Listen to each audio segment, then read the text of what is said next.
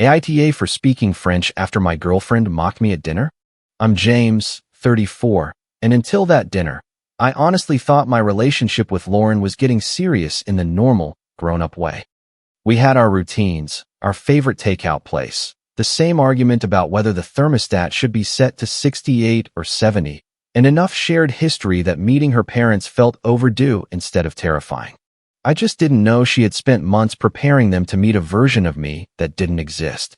Lauren was 32, polished in a way that made people trust her quickly. She knew how to make a room feel like she belonged in charge of it. She remembered birthdays, chose restaurants before anyone else had time to be indecisive, and somehow made even small opinions sound like facts. At first, I liked that. I thought it meant she was organized, confident, direct. We had been together long enough that her parents had become this strange, invisible presence in the relationship. I knew their names, Claire and Michelle. I knew they spoke French at home sometimes. I knew her mother cared about table manners, and her father didn't like loud people. I knew Lauren described them as traditional but not uptight, which usually meant she was about to give me a list of things not to do. For months she had said, "We'll do dinner soon," and then found a reason not to. Her parents were busy. I had a rough week. She wanted the first meeting to be perfect. I didn't push it because I didn't want to seem needy about being introduced. So when she finally told me they wanted me over for dinner that Saturday, I took it as a good sign. "See," she said, standing in my kitchen while I rinsed 2 mugs in the sink. "Big step." I smiled. "Should I be nervous?" "Not nervous," she said. "Just mindful." That was the first word that made me look up. Mindful how? Lauren leaned against the counter and crossed her arms. "My family can be a little formal. They don't really do messy oversharing. So maybe don't go into long explanations about things." "What things?" "Just things," she said, waving a hand. "You know how you get." I dried my hand slowly. "How I get?" She gave me that soft smile she used when she wanted a comment to sound loving instead of insulting. "You can over-explain. It's not bad. It's just a lot for people who don't know you yet." I almost argued, but I didn't. That was something I had a habit of doing with Lauren. I swallowed little comments because I didn't want to turn every moment into a disagreement. If I said something bothered me, she often acted like I was making a small thing heavy. So I let it pass. Over the next week, though, the little comments kept coming. "Maybe wear the blue shirt," she said the night before the dinner. "Not the gray one. The gray one makes you look too serious. Don't bring up politics." I wasn't planning to. Or work stuff. I wasn't planning that either. And if they switch to French, don't get weird. Just smile. They do that when they're comfortable. I was sitting on the edge of my bed, folding the blue shirt she had approved. Why would I get weird? I don't know. Some people feel excluded. Would I be excluded? She laughed like that was adorable. "James, you're overthinking again." I didn't tell her then that I understood French. Not perfectly like someone raised speaking it every day, but well enough. My grandmother had been from a French-speaking family, and I took it seriously in college after she died because I wanted to understand the old letters she left behind. I kept studying on and off after that. I could read it better than I could speak it, but I could follow a conversation. I could definitely recognize when someone was insulting me. Lauren knew I had taken some French. That was how she put it. She once joked that app lessons didn't count as knowing a language, and I never corrected her. It seemed harmless at the time. One of those tiny relationship things that didn't matter enough to turn into a debate. The day of the dinner, she came over early, already dressed, already tense. She adjusted my collar before I had even put on my shoes. "Relax your shoulders," she said. "I am relaxed. You're standing like you're about to give testimony." I looked at her in the hallway mirror. "Lauren." "What?" "This is dinner, not a performance review." Her smile flickered. "It matters to me, okay?" That softened me a little. "I know. I'll be polite." "I know you will," she said, then added, "Just don't try too hard." I should have paid more attention to that sentence. At her parents' house, Lauren stopped me before we got out of the car. She reached over and brushed a piece of lint off my sleeve. "One more thing," she said. "If my mom says something that sounds a little intense, don't take it personally." What would she say? "She worries." About what? Lauren looked at the house instead of me. About me. That was vague enough to be useless, but before I could ask more, she opened her door. Inside, the house was warm and clean, the kind of place where every object looked chosen. There were family photos along the hallway. Lauren as a little girl in a pink coat, Lauren with braces, Lauren holding a certificate, Lauren between her parents at what looked like a graduation dinner. The dining table was already set with folded napkins, wine glasses, water glasses, and plates that looked too nice for casual use. Claire greeted me first. She was elegant but not cold, with silver-streaked hair pinned back and eyes that studied my face longer than her words did. "James," she said, "we're glad to finally meet you." "Thank you for having me," I said. "Your home is beautiful." Michel came in behind her, taller, quieter, with a dish towel over one shoulder. He shook my hand firmly. "Lauren has told us so much," he said. I glanced at Lauren because that sentence could mean anything. She smiled too brightly. "All good things, obviously," she said. Claire didn't immediately agree. She just said, "Dinner is almost ready." That was the second moment I should have paid attention to. We were in the kitchen when the first clear warning arrived. Lauren had set her phone on the counter while helping her mother carry a salad to the table. I was standing nearby, pretending not to be in the way, when the screen lit up. "Claire, is he really as difficult as you said?" I saw it because the phone was right in front of me. One line. A preview. Nothing more. Lauren saw my eyes move. She grabbed the phone so fast the edge of it clicked against the counter. I looked at her. "Difficult how?" Her mouth tightened. "It's just family shorthand." "For what?" "For nothing." She slid the phone into her back pocket. "Don't make it a thing." Michel turned from the stove. His eyes went from Lauren to me, then back to Lauren. No one said anything for 2 seconds too long. Then Claire called from the dining room. "The bread, please." Lauren moved past me with the bread basket and whispered, "Please don't start tonight." That made my stomach settle into a hard knot. Start what? Asking why her mother thought I was difficult? But I decided to wait. I wanted the night to go well. I told myself maybe Lauren had vented after a normal argument. Maybe difficult meant I was stubborn about the thermostat. Maybe I was reading too much into one text. Dinner began politely. Claire asked how Lauren and I met, and I started to answer. We met at a birthday dinner for a mutual friend.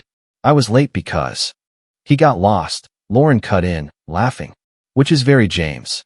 I smiled, though I hadn't been lost. I had been helping the birthday friend carry decorations from her car. Actually, I was helping Mia with. He tells the long version, Lauren said to her parents. The short version is, he was late. I made fun of him, and here we are. Claire gave a small smile, but Michel looked at me. "You were helping someone?" he asked. "Yes," I said. "Our friend had too much to carry." "That is different from lost," Michel said. Lauren took a sip of wine. "It was both." "It wasn't, but I let it go." Then Claire asked what I liked to do on weekends. Before I could answer, Lauren touched my arm. "He's very routine-based," she said. "Same coffee, same errands, same quiet evenings. It's sweet. Predictable." "I also like hiking," I said. Lauren laughed. "When I drag you." "You invited me 2 times," I said. "I planned the last one." "That's true," she said, but the way she said it made it sound like she was praising a child for remembering his shoes.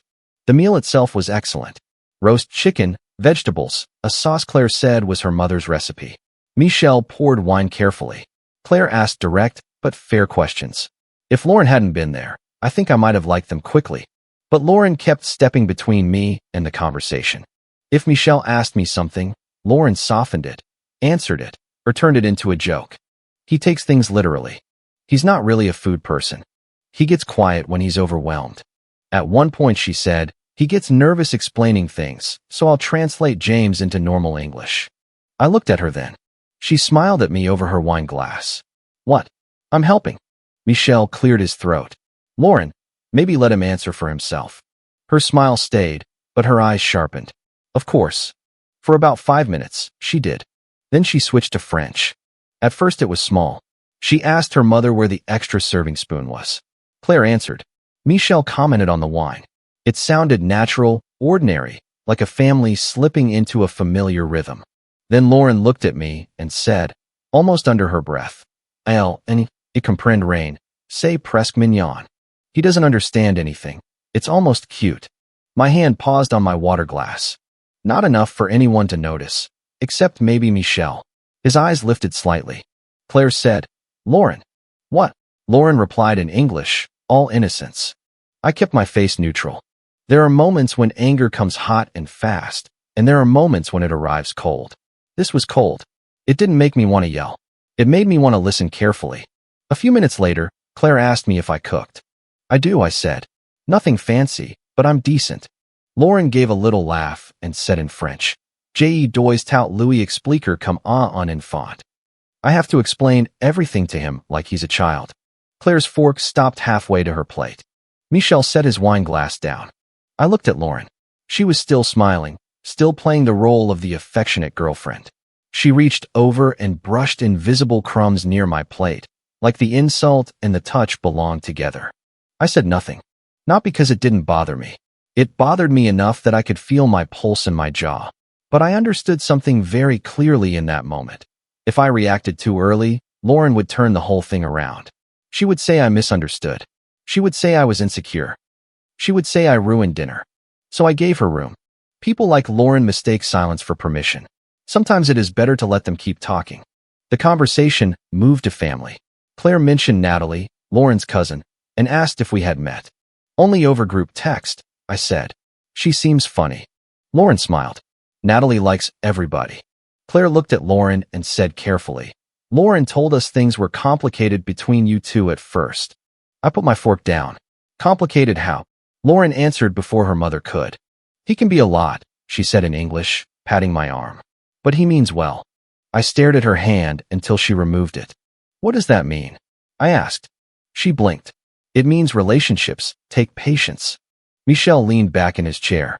Patience from both people, I hope. Lauren's cheeks flushed. Obviously. Then she turned toward her mother and said in French, Il est gentil, mais pas très brillant. He's nice, but not very bright. No one laughed. The room changed after that. It wasn't dramatic. No one slammed a hand on the table. No music stopped. But the air tightened. Claire looked embarrassed. Not for me, I realized. For her daughter. Michelle's face went still in a way that made him look older. Lauren missed all of it. Or maybe she saw it and chose to ignore it. She had convinced herself she was safe behind a language barrier that didn't exist. Dessert came out. A tart with powdered sugar and berries arranged too carefully to be casual. Claire cut slices. Michel asked if anyone wanted coffee. Lauren relaxed again. Maybe because she thought the night was almost over. I kept replaying small moments from our relationship. Lauren correcting me in front of her friends when I said something she didn't think sounded polished enough. Lauren saying, you don't always pick up on social cues, after I asked why her friend had made a rude joke about my jacket. Lauren telling me not to tell a story at a dinner because it makes you sound too intense. Lauren switching to French on phone calls while I was in the room, then saying, nothing, just family stuff, when I asked what was funny. The worst one came back then. We had been at brunch with two of her friends. I had questioned a bill because we were charged for an extra bottle of sparkling water. Lauren laughed and said, it's nice dating someone who doesn't question much, except apparently receipts. Everyone laughed. I laughed too, because that was easier than admitting it stung. Sitting at her parents' table, I realized those weren't separate little moments. They were bricks. She had been building a smaller version of me for a long time. A version she could manage. A version that made her look patient, generous, and slightly heroic for loving me. After dessert, Claire looked at me with forced warmth. James, she said, thank you for coming tonight. I know meeting family can be uncomfortable. Lauren laughed softly. He survived. Then, in French, she added, Il est trop bête pour me remarquer. He's too dumb to even notice. That was the line. Not because it was the cruelest sentence anyone had ever said. It wasn't. But it was the clearest. There was no affectionate interpretation. No cultural misunderstanding. No harmless teasing. She was enjoying it. I folded my napkin slowly and set it beside my plate. Then I looked at Claire and Michel and said, in French, Merci pour le dîner. C'était très gentil de votre part. Thank you for dinner. That was very kind of you. The silence that followed was immediate. Claire's mouth parted slightly. Michel didn't move. Lauren turned pale so fast, it would have been funny in another life. I continued in French, because I wanted there to be no question. J'ai tout compris. I understood everything. Lauren let out a strange little laugh. Wait, since when do you speak French? Long enough, I said, switching back to English, to understand every word, every joke, every insult, including the part where you said I was too dumb to notice. James, she said quickly. That is not. It is, I said. Don't do that. Her eyes darted to her parents. You're embarrassing me. No, I said. You embarrassed yourself. I just understood you. She pushed her chair back and reached for my sleeve. Can we talk in the hallway? I didn't stand. No. Her fingers tightened on my sleeve. Her voice dropped. James, stop. I gently removed her hand from my arm. I've been quiet all night, so I wouldn't make your parents uncomfortable in their own home. I'm not going into the hallway, so you can control the story before they hear the rest. Claire closed her eyes for a second. Michelle looked at Lauren. Sit down. She stared at him. Dad. Sit down, he repeated. She sat. My voice wasn't loud. It didn't need to be. I saw the message from your mother earlier, I said. The one asking if I was really as difficult as Lauren said. I don't know what she told you, but I can guess from tonight. Claire looked ashamed. James. It's okay, I said. I'm not angry at you for believing your daughter. Most parents would. Lauren made a sharp sound. This is insane. I looked at her. What did you tell them? She crossed her arms. I told them relationships are complicated. That's vague enough to hide inside, I said. What did you tell them? She didn't answer. So I did. You told them I'm controlling. You hinted at that before we got here when you said your mother worries about you. But I have never stopped you from seeing your family. I've driven you here. I've reminded you to call your mother. I've moved plans around so you could attend birthdays, brunches, and holidays. Claire looked at Lauren. You said he made it difficult when you came to see us. Lauren's face tightened. He gets weird about time. I asked you once to tell me when you'd be home because we had dinner reservations, I said. You didn't come home for 4 hours and didn't answer your phone. That became me making family visits difficult? Michelle's jaw shifted. I kept going, still even. You told them I depend on you socially, didn't you? That I need you to guide me through things. Lauren rolled her eyes, but it looked panicked now. You do get uncomfortable. I get quiet when you interrupt me, I said. There's a difference. Claire looked down at her plate. You told them I'm not bright, I continued. You said it tonight in front of me because you thought I couldn't understand. You call me childlike. You call me dumb. And before tonight, you dressed it up in English with words like simple, grounded, routine-based, literal. Lauren's eyes filled with tears, but her expression stayed angry. You hid part of yourself from me, she said. That's manipulative. For the first time all night, Michelle looked truly disgusted. Lauren, he said quietly. She turned on him. What? He sat here trapping me. I almost laughed, but there was no humor in me. I didn't trap you, I said. I sat at dinner. You chose what to say. You should have told me you understood French. You should have spoken about me like I was a person whether I understood you or not. Claire covered her mouth with her hand. Michelle leaned forward, elbows on the table. His voice was controlled, but cold. Is this how you speak about someone you claim to love? Lauren started crying then. Not soft, remorseful crying. Angry crying. The kind where every tear is an accusation. You're all acting like I'm some monster, she said. No, Michelle said. We are acting like we heard you. That landed harder than anything I had said. Lauren looked at her mother. Mom. Claire's eyes were wet, but her voice was steady. I should not have assumed, James. Lauren told us things were difficult. She said you could be controlling and socially harsh. When you arrived, you were nothing but respectful. I thought perhaps she had exaggerated, but I did not know what to say. I nodded once. I appreciate that. Claire looked at her daughter. I am sorry I let it go this far at my table. Lauren wiped her face. So now everyone is on his side. Michelle said, respect is not something you turn on and off depending on the language. No one spoke after that. There was nothing left to win. That surprised me. Part of me had imagined the reveal would feel satisfying, like some clean movie moment where the liar gets exposed and the truth fixes everything. It didn't feel like that. It felt like standing in the wreckage of something I had cared about and realizing some of the damage had been intentional. I stood and picked up my keys. Claire rose too. James, you don't have to leave immediately. I think I do, I said. But thank you for dinner. I'm sorry this is how we met. Michel stood and offered his hand. I shook it. I am sorry as well, he said. Lauren followed me into the hallway anyway.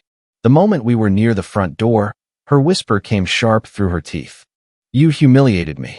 I looked at her, really looked at her. Mascara slightly smudged. Arms crossed. Still focused on what had happened to her image, not what she had done to me. No, I said. I let them hear the truth. You planned this. I plan to have dinner with your parents. You should have said something earlier. And then what? I asked. You would have apologized because you were wrong, or because you got caught early? She didn't answer. I opened the door. She grabbed my wrist. Not hard enough to hurt, but hard enough to remind me that she still thought she could stop the scene by controlling my movement. I looked down at her hand. She let go. James, she said, and for 1 second her voice almost sounded real. Please don't leave like this. I wanted that version of her to be true. I wanted to believe there was a misunderstanding somewhere under all of it. I wanted to go back to the couch, the takeout, the thermostat argument, the ordinary life I thought we were building. But ordinary life with someone who privately despises you is just a room with the lights off. I'm leaving because of this, I said. Then I walked out. The drive home was quiet except for my phone vibrating in the cup holder. First call. Second call. Third. Then the text started. Lauren, I can't believe you did that to me. Lauren, my parents are furious. Lauren, you made me look cruel. Lauren, you sat there like some psycho waiting to attack me. I didn't answer. By the time I got home, there were voicemails. I didn't play them. I sat on the edge of my bed in the same blue shirt she had chosen and stared at the wall for a while. A strange detail hit me then. She had chosen the shirt because she wanted me to appear a certain way. Not too serious. Not too confident. Easy to present. Easy to explain. My phone buzzed again. Lauren, I'm sorry if some things came out wrong. If some things came out wrong. Another text arrived. Lauren, but you have to admit it was messed up that you hid the French thing. Then another. Lauren, you trapped me in front of my parents. That was when the sadness started moving out and clarity moved in. I typed 1 sentence and deleted it. Then another. I wanted to explain, to make her understand the difference between privacy and deception, between listening and trapping, between being humiliated and being exposed. But I knew Lauren. A long explanation would become material. She would pull 1 sentence out of it and make that the new story. So I wrote less. Me, you weren't trapped. You were heard. She didn't respond for 8 minutes. Then my phone lit up with a group text. Natalie had created it months before for dinner plans that never happened. It included Lauren, Natalie, me, and 2 other relatives I barely knew. Lauren had clearly decided that if she lost control of the story at the table, she would try to regain it somewhere else. Lauren, just so everyone knows, James blew up at dinner tonight and humiliated me in front of my parents because I made a joke he didn't like. Natalie, wait, what happened? Lauren, he secretly speaks French and sat there waiting to catch me saying something wrong. Natalie, secretly speaks French? Lauren, exactly. Who does that? I watched the typing bubble appear and disappear. My first instinct was to defend myself fully. Screenshot the texts. Reconstruct the dinner. Explain every French sentence. Prove I wasn't crazy. Then I stopped. Lauren wanted a courtroom where she controlled the charge. I didn't know her that. I typed. Me. I have screenshots, and your parents heard the dinner. That was all. No one replied for a full minute. Then Natalie wrote. Natalie. Lauren, what did you say in French? Lauren left the group chat. That tiny notification told me more than any confession would have. A few minutes later, Natalie texted me privately. Natalie, I'm sorry. She told us you were intense and controlling. I didn't know what to believe. I stared at that message longer than I should have. Us. Not just her parents. There had been a whole audience for this version of me. A whole quiet campaign I hadn't known I was living inside. I replied. Me. I understand. I'm not asking anyone to pick sides. I'm done with the relationship. She wrote back. Natalie, for what it's worth, my uncle just called my mom. People are finding out. I didn't answer that. I didn't want updates. I didn't want gossip. I wanted quiet. Lauren called again. This time I answered. She was crying, but the first words out of her mouth were, Do you know what you've done? I closed my eyes. Yes. My dad won't talk to me. That's between you and your dad. My mom said she's disappointed in me. That's between you and your mom. You're being so cold. No, I said. I'm being clear. She sniffed. I said I was sorry. No, you said you were sorry if things came out wrong. Then you blamed me for understanding you. There was a pause. I was embarrassed, she said. So was I. That's not fair. Lauren, you invited me to your parents' house and insulted me through dinner because you thought I was too ignorant to know it. You told people I was controlling, difficult, and not very bright. Then when I understood you, You said I trapped you. You're making it sound worse than it was. I'm making it sound accurate. Her voice hardened. So what? You're just ending everything over one bad dinner. That was the sentence that removed the last bit of doubt. One bad dinner didn't create this, I said. It revealed it. She went quiet. I looked around my room. The folded laundry on the chair. The water glass on the nightstand. The takeout menu stuck to the fridge in the other room from the place we always ordered from. Normal things from a normal life that suddenly belonged to before. We're done, I said. Not because of one sentence, but because you built an entire version of me to make yourself look better. James, I'll put anything of yours in a box. You can have Natalie pick it up, or I can leave it with the front office. Do not come here tonight. You're serious? Yes. You're really going to throw us away? I almost answered the way she wanted me to. I almost accepted the framing that I was the one discarding something whole. Instead, I said, there is no us without respect. Then I hung up. My hands shook after the call, which annoyed me. I had stayed steady through dinner, steady through the hallway, steady through the texts. But once the room was quiet, my body caught up. I took off the blue shirt and put it in the hamper. Then I walked through my place with a trash bag and gathered the little things that were hers. A sweater from the back of a chair. A face cream from the bathroom cabinet. A paper bag from my nightstand. A pair of earrings in a small dish by the sink. I didn't do it dramatically. I didn't throw anything. I folded the sweater. I wrapped the earrings in tissue. I put the book on top. At the bottom of the drawer in the living room, I found a card she had given me 6 months earlier. The front had a dumb cartoon dog on it. Inside, she had written, "Thank you for being steady when I'm impossible." I sat on the floor holding it for a while. That was the confusing part about people like Lauren. They are not cruel every second. Sometimes they know exactly what they are doing. Sometimes they even thank you for surviving it. I put the card in the box too. The next morning, Claire called. I almost didn't answer. I didn't want a parental apology tour, and I definitely didn't want to be pulled back into Lauren's family drama. But Claire had treated me decently once the truth was out, so I picked up. "James," she said, "I will be brief. Okay. I am sorry for last night. Not only for what Lauren said, but for the fact that I let my daughter's version of you affect how I saw you before you arrived." I sat at my kitchen table with cold coffee in front of me. "Thank you. She told us you were controlling," Claire continued. "She said you made her feel small. I think perhaps she was describing what she was doing to you." That sentence landed quietly. "I don't know what to say to that," I admitted. "You do not have to say anything. Michelle and I told her we will not help her rewrite what happened. She is angry with us too." "I'm sorry." "Do not be," Claire said. "Anger is not always proof of injury. Sometimes it is proof of exposure." I didn't expect that from her. She sighed. "You were respectful in our home. More respectful than my daughter was. I wanted you to know that we saw it." "Thank you," I said again, because it was all I had. After we hung up, I blocked Lauren. Not immediately after the dinner. Not in the middle of the emotional rush. I did it the next morning, after the box was packed, after the conversation with Claire, after I had read through Lauren's messages one last time and seen no real accountability in any of them. She was sorry she had been heard. She was sorry her parents were disappointed. She was sorry Natalie asked questions. She was sorry I knew enough French to ruin the shield she thought she had. But she was not sorry for speaking about me like I was beneath her. That distinction mattered. Natalie picked up Lauren's things 2 days later. She looked uncomfortable when I handed her the box.